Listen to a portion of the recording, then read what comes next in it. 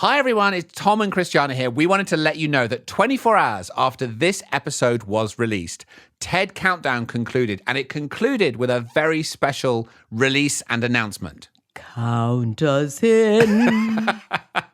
That's right, Count Us In. Count Us In is an incredible platform for individuals to take action of all kinds. We really discovered when we wrote our book, The Future We Choose, that individual action is fundamental. We can't do it by individuals alone, but we can't do it without individuals. So take a look at Count Us In. You'll hear that in this episode, we keep hinting that this is coming, but we couldn't talk about it when this podcast came out because it still hadn't been released, but now it has. So you can go and find it online. But more than finding it online, we really want, very seriously, to invite you to, at this historical moment, to stand up, be counted, and truly let yourself be counted in. There you go. Enjoy the episode.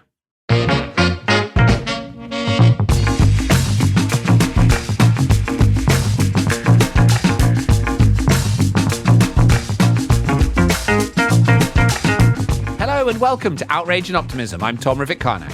I'm Christiana Figueres, and Paul is not here today. He is on vacay, is that correct? Very sad. Yes, we're missing Paul. However, we do bring you today a fascinating conversation with our friends Chris Anderson, the head of TED, and Lindsay Levin, the CEO of Leaders Quest, about TED Countdown, which is launching tomorrow. Thanks for being here.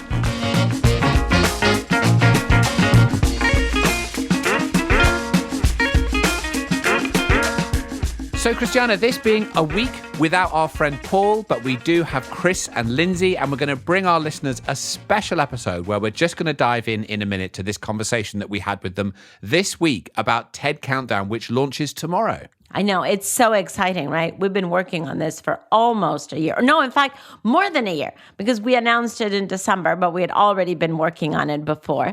So it's very exciting that here we are about to hit the screens everywhere. It is just terribly exciting. So if you are listening to this podcast on the day it is released, which is Friday the 9th of October, then tomorrow, TED Countdown will be on all day. It's being broadcast live on YouTube. You cannot miss it. There's going to be amazing speeches, amazing musicians, incredibly inspiring. It is a joyful celebration of the transformation that we are going to make on the planet in the next 10 years and beyond.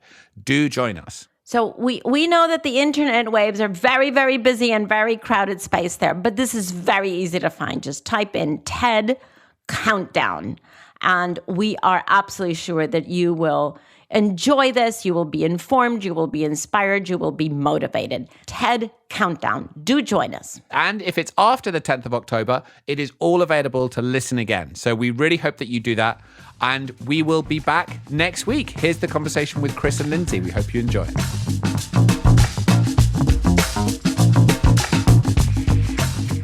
Lindsay and Chris, what a total delight to have you on our episode. We have heard your voices before, but it is so exciting to have you both together for the first time and to have you together on the eve of a very, very exciting TED Countdown that will be going live tomorrow. Now, Chris, if you can possibly remember way back into the year 2019, and I know it sounds like a century ago, you and I actually unveiled TED Countdown.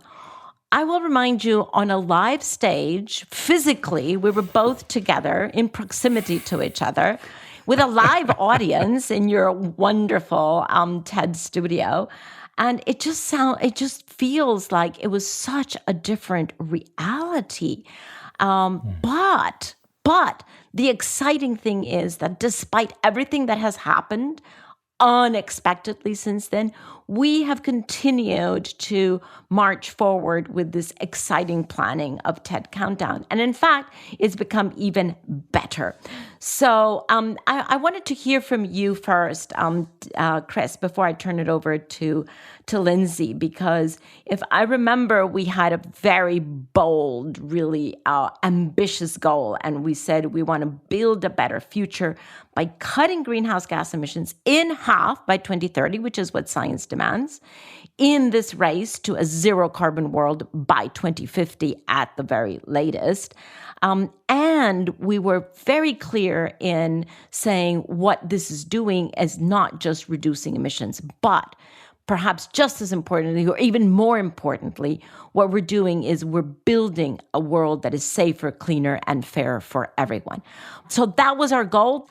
What has happened, Chris, since December of 2019 to today? And then I'll ask Lindsay to walk us through the very exciting day that we're going to have tomorrow. Lovely to be talking again, Christiana and Tom and Lindsay. So yeah, Countdown is a very different step for TED. People think of TED correctly as devoted to this, ideas we're spreading. Our job in the world is to just capture talks and spread them far and wide, and surely that's enough, isn't it? And a little over a year ago, we decided that actually that wasn't enough. That some ideas could be inside millions of minds and never actually get activated. And that we might have a role to try to go beyond just spreading ideas and trying to do more. And so the organization very consciously leaned into how could you do that? And the idea that was top of mind for so many in our community was climate and the terrible crisis that's coming our way. And so that's where Countdown came from, is how could you actually make a difference, go beyond all the talk, and actually lead to things that made a difference. And so the initiative was designed to not just spread ideas, but to connect people that are sometimes siloed, the scientists with the business leaders, with the politicians, with the storytellers, with the artists, and so forth. The original dream, the dream that we unveiled there, Christiana, was that this month, October of this year, we would be having a big live physical gathering of more than 1,000 of the world's most influential people from these different silos, and that they would come together and they would share ideas and magic would happen and, action would be taken. Now then, a pandemic has intervened and made that physical gathering impossible. And so we've adjusted our timeline and adjusted our plan. What's happening tomorrow is a giant virtual event. It will include many of the same characters who would have gathered in person. The joy of it being virtual is that we can reach out to literally millions of people around the world to participate as well, which we're doing with partnerships with YouTube and our own global TEDx community and many others. Means that this is an event that will be shared globally. And the goal is to launch an initiative which will realize its fuller potential in a year's time when we meet in person ahead of the next COP. But that's for then. For now, we just think it's time to have a clarion call to the world. It's undeniable that the world's attention has been distracted over the last few months, understandably so, by so many things in this craziest of all crazy worlds. But climate matters more than ever. You could say there's a US election going on that's terribly distracting. Well, yes, it is. And that's the whole point. Climate has to be a key part of that conversation and not be buried. We have to take this moment coming out of the pandemic to realize that, you have to kind of take scientists seriously when they say there's something big and terrible coming. And so I think it's going to be an amazing event. I think if people are prepared to sit down and invest the time, perhaps gather their loved ones with them, this could really be a transformative day for people. Well, we're very, very excited about it. But Lindsay, could you walk us through what can you share publicly to not completely spill the beans? But what can you share of what this clarion call, as Chris has called it, what is that going to look like? So, what can I look forward to tomorrow? So Countdown tomorrow is an epic 5.5 hours of brilliant talks, animations, interviews, music, poetry, art, all put together in a beautiful structure that begins with urgency, why we need to act, fantastic presentations and TED Talks from scientists, from inspirational leaders. We've got the Secretary General with us. We've got Christiana, you yourself, as part of the urgency section. We then take people into leadership. What does it mean at a national level, at a European level, with Ursula von der Leyen, the President of the European Union? How do we reimagine capitalism? How do we rethink businesses? Some examples of that. What does it look like to transform our cities? Talking to some city mayors. And then we go into the whole topic of transformation. What would it look like, for example, to industrialize India, or to take India on its next stage of growth without fossil fuels, without coal, to do that with clean energy?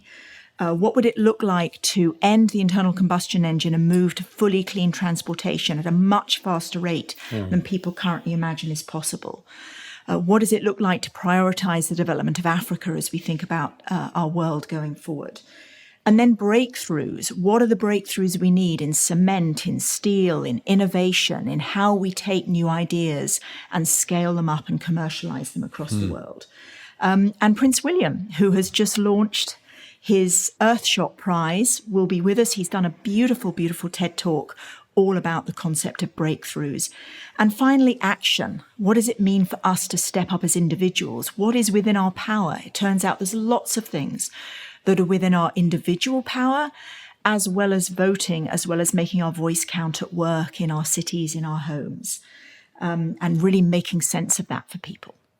And one of the joys of working on this, forced really by the fact that there is a pandemic, is that we've had to reinvent what a talk looks like. Exactly. Like a lot of these talks, that Johan Rockström talk, for example, it's hard to describe, and you kind of have to see it. But I mean, imagine a man surrounded by graphics and figures and graphs in a sort of virtual space. It's very compelling. It's really like no other TED Talk anyone will have seen. Wow, 'cause he's pretty techie in person, so I can imagine that's amazing if he's let loose or he's able. Yeah, and you couldn't have done it on the stage. We've released his inner tech. Yeah, no, it's very. It makes it very. I think it makes for a very varied program, because otherwise I think 5 hours of talk sounds a little overwhelming. Well, but we also should say he is the most eloquent and the most comprehensible climate scientist and earth scientist I have ever known, because he is deeply grounded in science, understands it so well. But the way he explains it, right? The way he explains it, it makes it so understandable, so digestible to all of us. That is the brilliant combination that Johan brings. Yeah, one of the other things we've done actually is to work with scientists to take these very complex notions and turn them into beautiful little animations. It's one of the things I'm really excited to share with the world. What do we mean by net zero? Why does 1.5 degrees matter?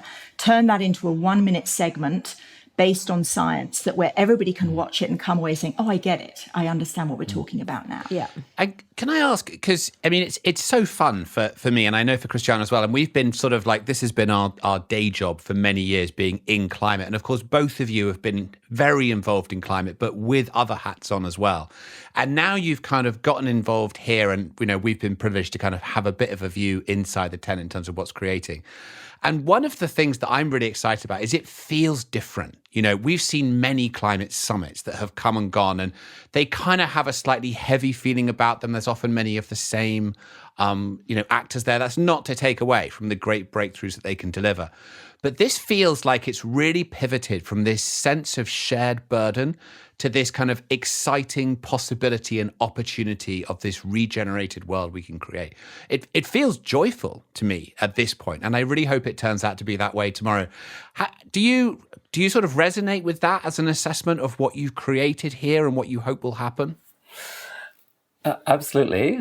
I mean, it's, your outrage and optimism, we're a bit of that as well, honestly. I think you have to have both. That the scale of the problem is completely daunting, and that really comes over. Yeah. But the day is premised on the belief that it's a solvable problem. We just have to view it on the kind of epic scale that demands.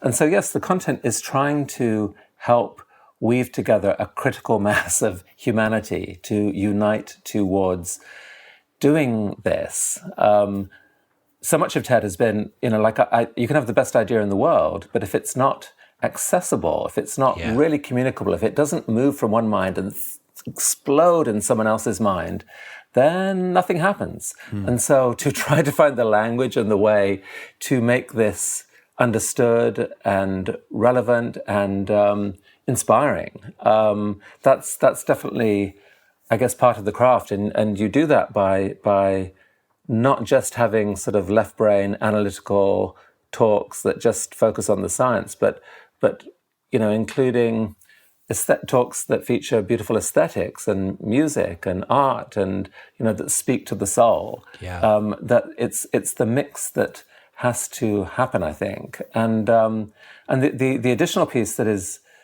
new for TED, certainly, is to try to do so in a context of the world coming together on this day.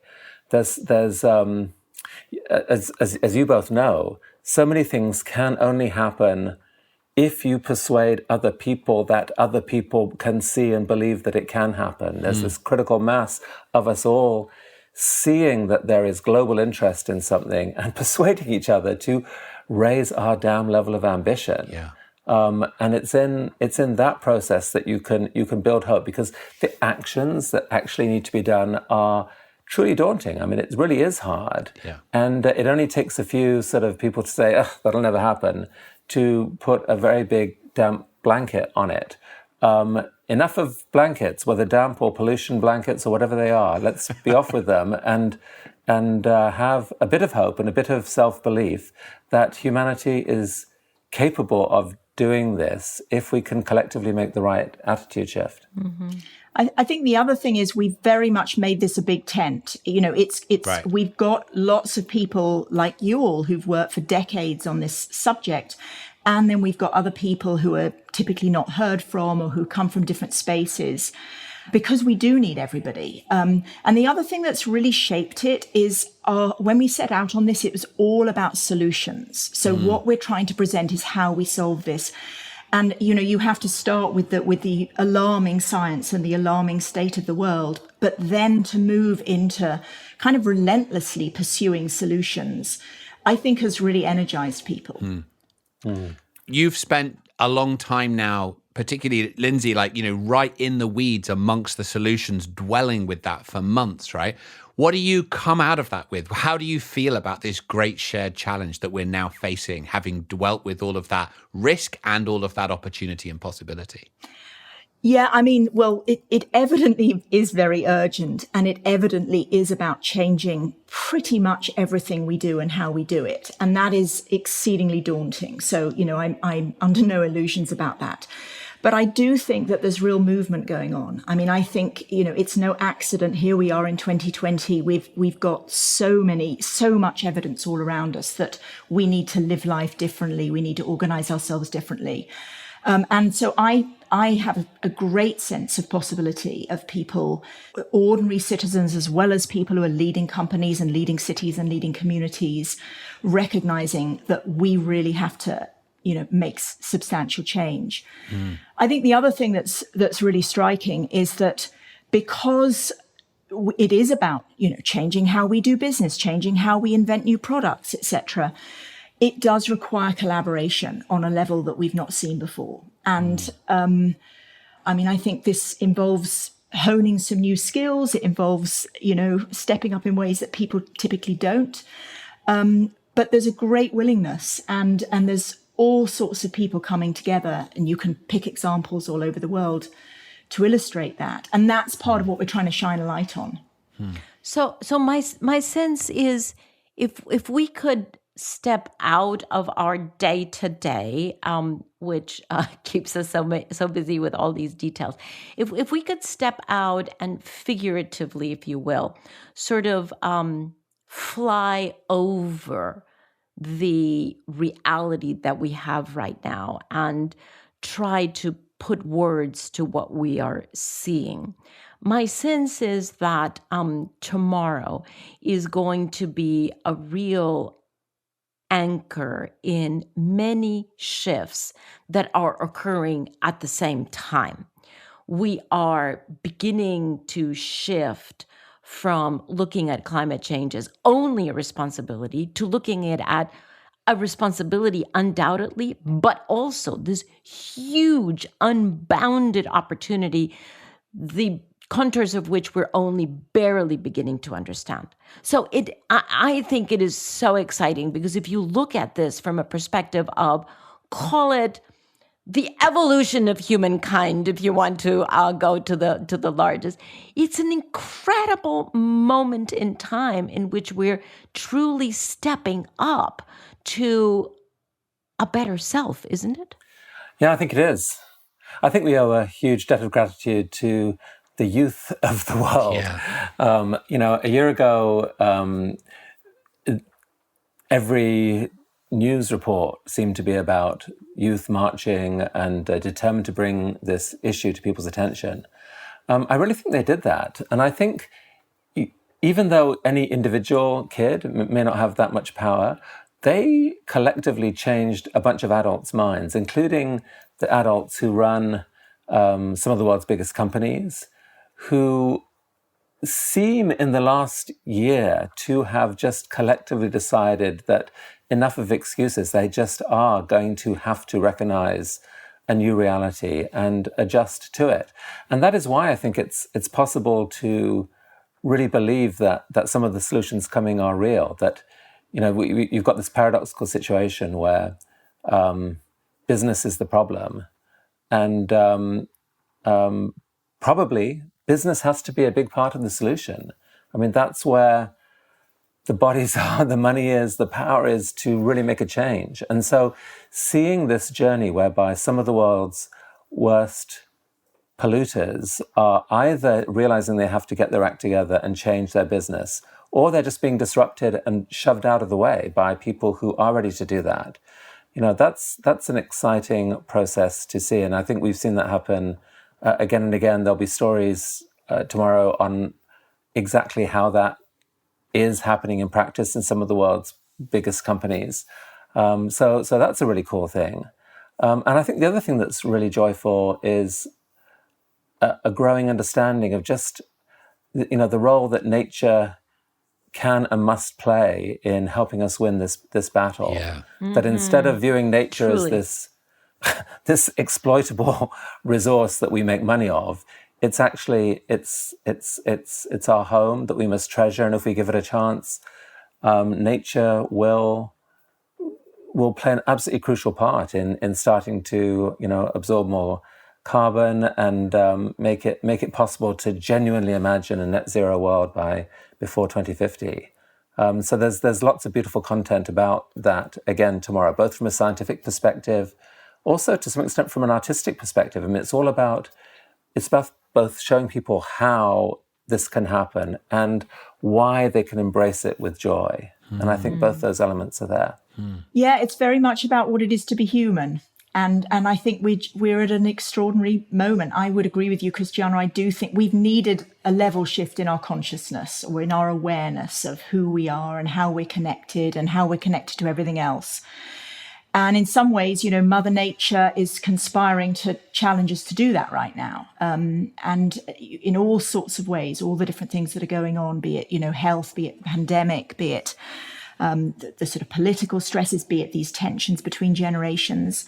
And we've got to meet the moment. And there is a real pride and joy in that. There is a huge sense of purpose. Anybody looking for purpose in life, well, now's your moment. No matter what you do, now's your moment. Yeah. Now is your moment to stand up and be counted. And can you talk in a bit more detail about what individuals who are participating, who are watching, how they can get engaged, what we're kind of asking them to do? Because, I mean, we talked a lot in our book about the fact that we can't solve this without individual engagement. And it's really been the missing piece. And this is a big opportunity. So how are you going to engage the individual in sustained action on this issue? Yeah, I mean, two things. One is we really want people to accompany one another on the journey to the UN conference next year. So there is a piece about being really aware of what's at stake. And the fact that the conference got moved out a year, on the one hand, is a disappointment, and we don't have a year to lose. But actually, the year is being very, very well used in terms of upping ambition. So there's something about people being engaged with what is happening globally and with what all of our politicians need to drive.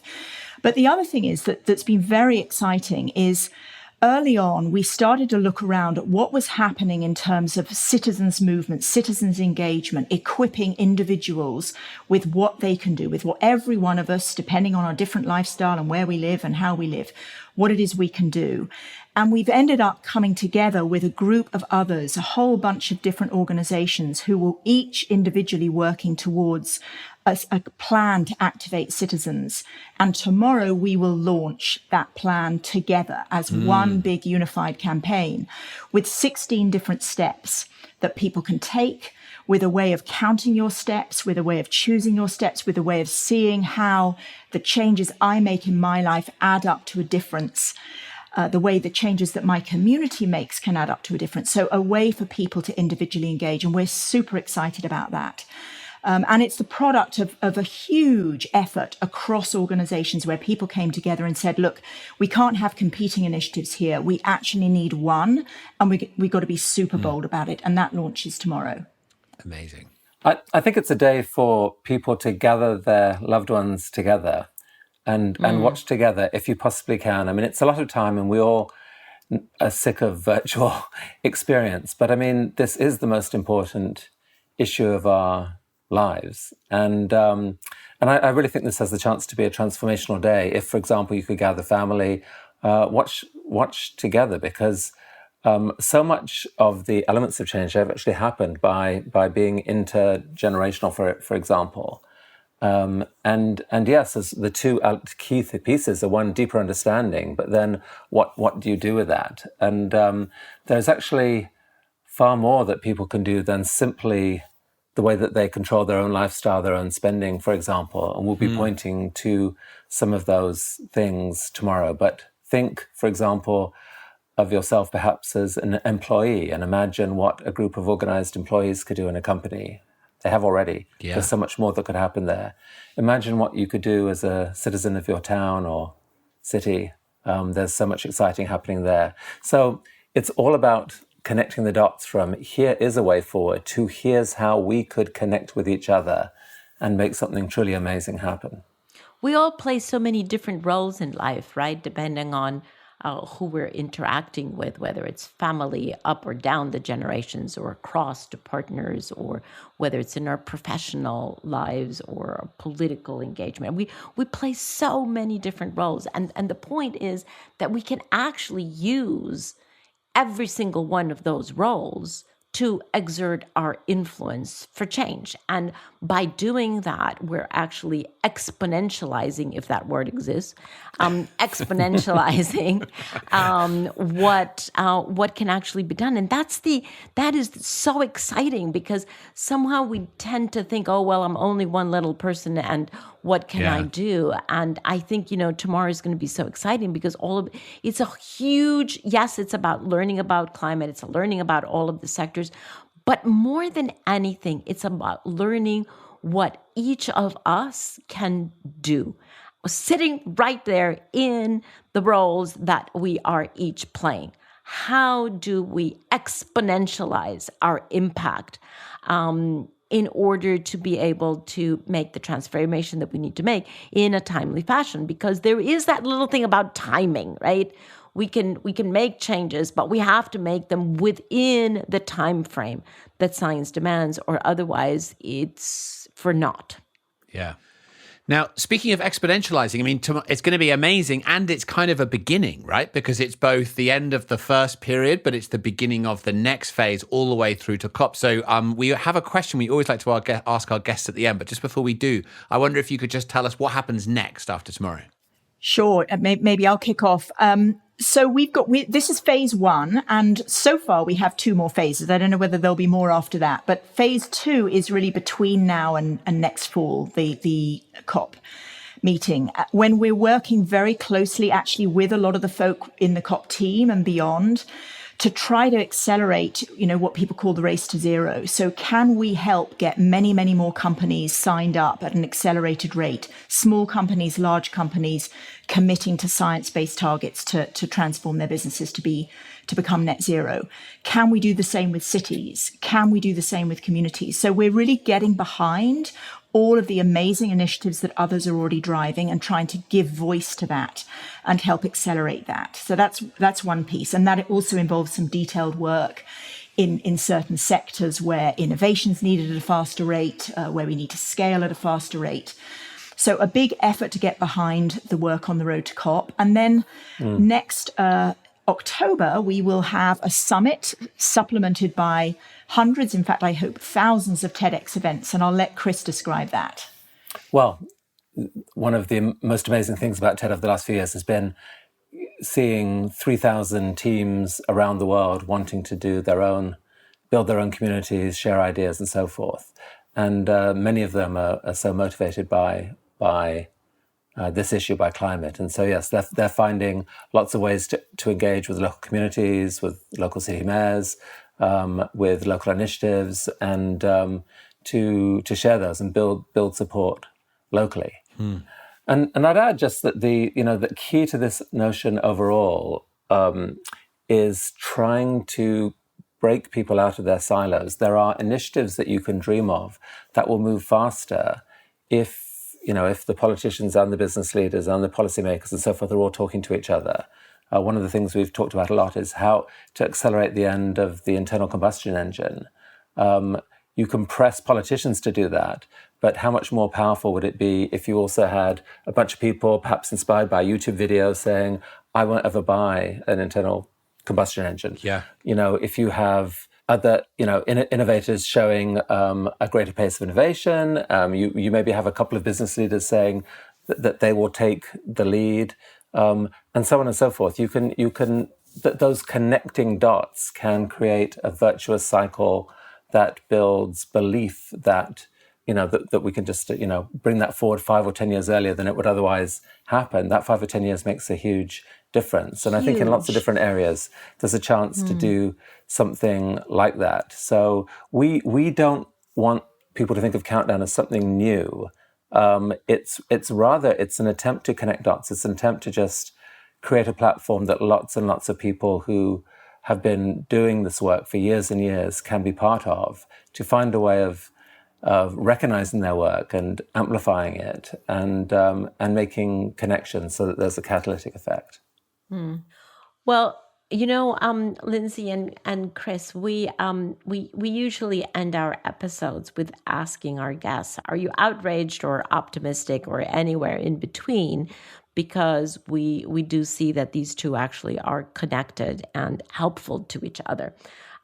So we already know that you're very optimistic, but I would love to hear in your own words, how do you explain where your feelings are now, just on the eve of the exciting announcements of tomorrow, and not just vis-a-vis tomorrow as a day, but vis-a-vis what is possible over the next short period and medium period of time? Who's first, Chris? Oh, I was offering you the first. I can go if you want. How am I feeling? I'm not particularly feeling outraged. I kind of accept the world as it is. It's very complicated, and there's an awful lot of things to feel sad about. And there's an awful lot of things to feel depressed about. And in fact, I'm really struck that a lot of people are depressed about many things, including climate, and that, mental well-being, emotional well-being, I would say spiritual well-being is a huge priority. So personally, I'm not sort of dwelling in outrage or even in sadness. I'm just hugely determined. Yeah. And hugely motivated. And I'm also very thoughtful about spending time with people who give me energy and where I can give them energy. There's something about tapping into one another's energy and forming community. Yes. Otherwise, we actually can't do it. Our good friend Nigel Topping, he's got a lovely way of describing despair. First of all, it's no fun, and secondly, it's useless. And I echo that. We've got this incredible blessing of being alive. We live on this stunningly beautiful planet, which is why we're all so motivated to do something about taking care of it. And we love one another. We have beautiful relationships with people. So I'm struck by the need to connect, and perhaps the fact that connecting physically has become so difficult for the last many months further accentuates that. And yeah, I'm just really determined. I think we're capable of doing this, and I think we must. The word optimism is such a strange word. People often use that word as if, the future is hidden from us, but it already exists. There already is. Someone has written a script. There is a future there that is going to happen. And the optimist is someone who thinks that future is going to be a nice one, cake for everyone. A pessimist is someone who thinks it's going to be bloody awful. I think that's just actually completely the wrong view of the world. I think the right view of the world is that the future is as yet completely undetermined. Like, there literally isn't a script. It does not exist. If you were to reassemble the atoms of the universe in this moment and relaunch them, the future could turn out any of a number of ways. It's literally not yet determined. And the amazing thing about being humans is that we can play a role in determining that future. So for me, an optimist, all you have to be an optimist, you don't have to believe anything. You don't have to have a feeling of hope necessarily. You have to believe that there is a possible pathway to a better future. Yeah. And you have to be determined to do what you can to contribute to walking that pathway and to making it real. And so in that sense, even though I'm outraged by so many things about what are happening, I'm very much an optimist. I'm ready, to roll up sleeves and assemble, whatever we can do to join an incredible group of millions of people around the world who are doing the same to sort of rise up and try and make this future real. And the joyful thing is that the same future which avoids climate crisis is just a much better future. As you've said on this podcast many times, it's cleaner, it's sexier, it's more fun, it has more amazing technology, it has healthier lifestyles. It's worth believing in and fighting for with every ounce we have. So in that sense, optimism, count me in. How delightful. Well, how wonderful to have you both. How exciting to be on the eve of tomorrow already. And to our listeners, in case you don't know what you're going to be doing tomorrow, I think now you do. You could just type in TED Countdown, or you can go directly to countdown.ted.com.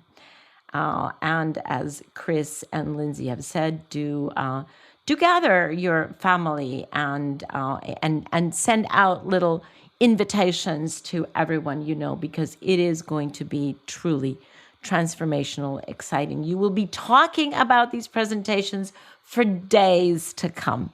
So very, very exciting weeks to come, indeed. And hopefully not just talking about the presentations, but actually joining everyone who is going to be activated and willing to be counted in to contribute to the global solution. So thank you very, very much to both of you, not just for this conversation today, but Chris, to you first for having this truly different vision of what TED can do, not just spreading ideas, but seeding action is what you're doing here. And Lindsay, thank you so much for having been for a full year and counting the motor behind all of this. It's just been a total joy to be working with both of you, and Tom and I are looking forward to continuing the partnership.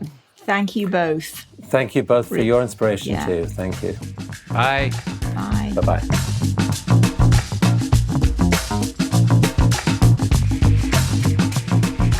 What an amazing conversation with Lindsay Levin and Chris Anderson, two remarkable leaders who have just brought so much to this climate debate and discussion. Incredibly thoughtful. What they have put together in TED Countdown is just amazing. We would really encourage you to join us. If you're listening to this on the day of launch, then tomorrow, the 10th of October, will be the day that you can tune in live on the YouTube homepage.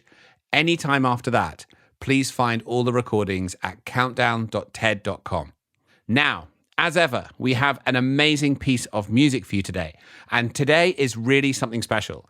And it's from Cosmo Sheldrake. He's a multi-instrumentalist musician, a producer and a composer. He released his first single in 2014, but he has really kind of engaged with music in a really creative way and used it as a manner to direct people's attention to nature, to what we're doing, and to how we can improve it.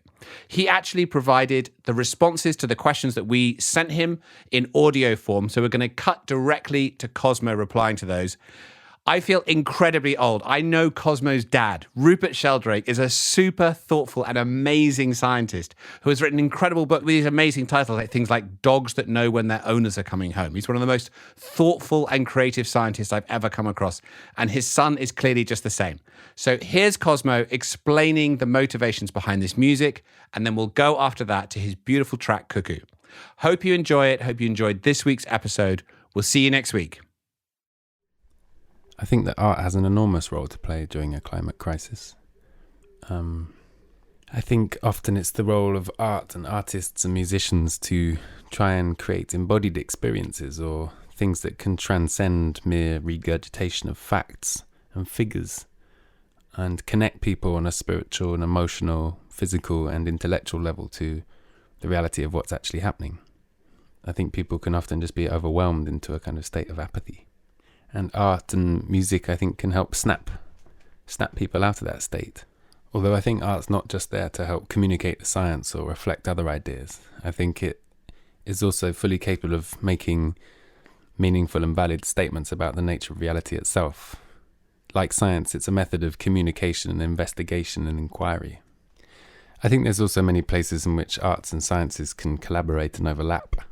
For example, there's a team of bioacousticians headed by a man named Steve Simpson at Exeter University that have discovered that when you play a recording of a healthy reef back to a dying coral reef or to a degraded reef, as they've been doing in Indonesia, the sound of the healthy reef can help attract the fish back to the reef, which then in turn start grazing on the algae and bring the reef back into a healthier state.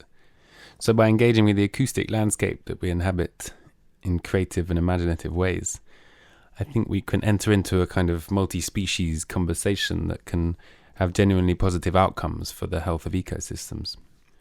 In this way, I think there's a role for art and artists to engage in not just speaking about the world or describing it, but also speaking with the world and engaging with it. One of the, probably just a sort of romantic fantasy, but some of the aims or hopes that I had while composing some of these wake-up calls from endangered bird recordings was that by performing them back in the places that I'd recorded some of the sounds, that it might help to encourage some of these species to return.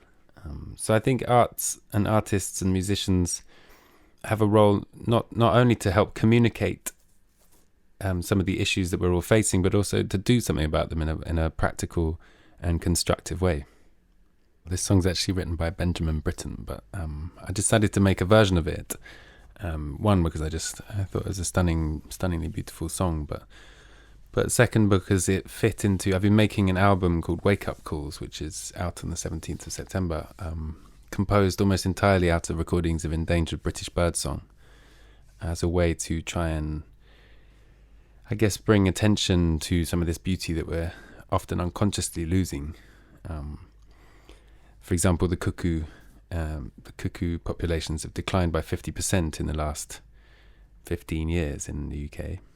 It just felt like a good way of shining a light on one of the aspects of this mass extinction which we're currently living through, and to attempt to try and make something that could engage people with this crisis, but without triggering some of the apathy and kind of shutdown mechanisms that happens often if people get lectured to or just overwhelmed by facts and figures.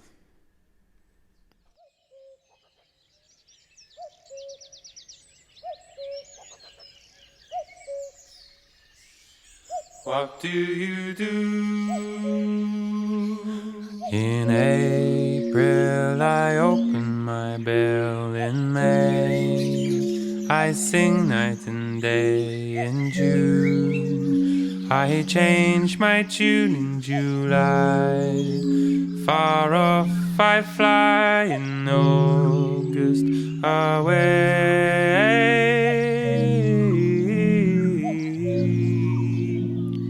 I must.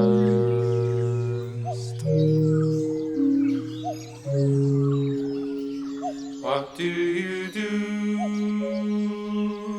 In April I open my bell, in May I sing night and day, in June I change my tune, in July far off I fly, in August away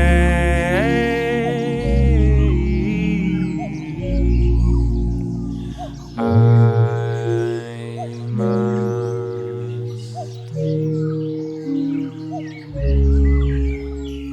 What do you do? In April I open my bell, in May I sing night and day, in June I change my tune, in July far off I fly, in August away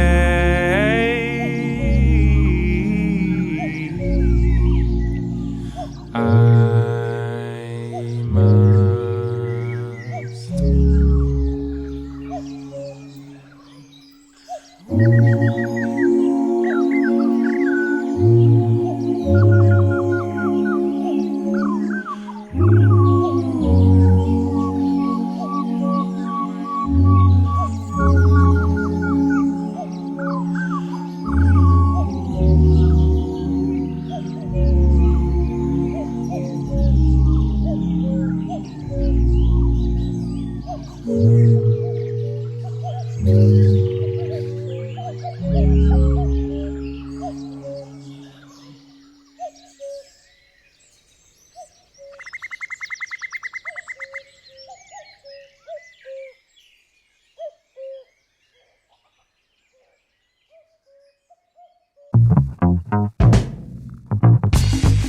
Hey everyone, it's Clay, producer of the podcast. I'm back and feeling rested. Thank you to Nolan for filling in while I was gone. I got to spend a couple weeks with my family, drinking horchata on the beach, eating burritos, trying to keep my 10-month-old son from eating sand. We had a good time. Good to be back. So there you go. Another episode of Outrage and Optimism. The track you just heard was Cuckoo Song by Cosmo Sheldrake, which is a wonderfully reimagined version of the song Cuckoo by Benjamin Britten.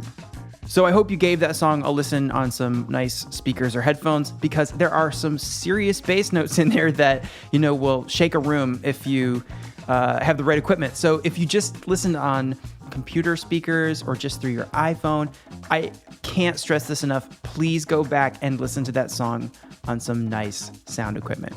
You'll thank me later. As Cosmo mentioned, this song is part of his album, Wake Up Calls. Fantastic album. Can't recommend it enough. I actually sent it to my mom because she loves birds. And one of the cool things about the record is that Cosmo used recordings of bird songs featured on the red and amber lists of endangered British birds, with the exception of a robin and blackbird. And that's important to note because birders know their bird calls, and they will let you know via strongly worded long emails if you misidentify or overgeneralize bird calls. Anywho, the album is Wake Up Calls. The artist is Cosmo Sheldrake. Give it a spin and buy the record. Link in the show notes. Outrage and Optimism is a global optimism production and is executive produced by Marina Mancilia German and produced by Clay Carnell. That's me. I didn't miss working, but I missed the team. Sarah Law, Katie Bradford, Laura Richardson, Sophie McDonald, Fran Newman, Sarah Thomas, Sharon Johnson, and John Ward. Our hosts are Christiana Figueres, Tom Rivett-Carnac, and Paul Dickinson. Special thanks this week to Mei Gong from Leaders Quest and Jake Ehrlich and Sheila Orfano from the TED team. Nowadays, I only get to meet these wonderful people over email, and I hope one day we can meet in a pub somewhere. And thank you to our guests, Lindsay Levin and Chris Anderson. All right, let's talk about TED Countdown. I'm texting my friends, family, and everyone to invite them to watch with me. And I'm also telling all of you. The live event begins October 10th at 11 a.m. Eastern. That's 4 p.m. London time. Be counted in. All of us at Global Optimism will be watching. Join us. Speaking of online activity, you can follow us at Global Optimism on Instagram, Twitter, Facebook, and yes, LinkedIn, where unemployment goes to die. And you can rate us and review us on Apple Podcasts. 5 stars, takes 5 seconds, and we read every single review. So thank you. Okay, that is everything. We'll see you at TED Countdown, and of course, we'll see you right back here next week. Bye.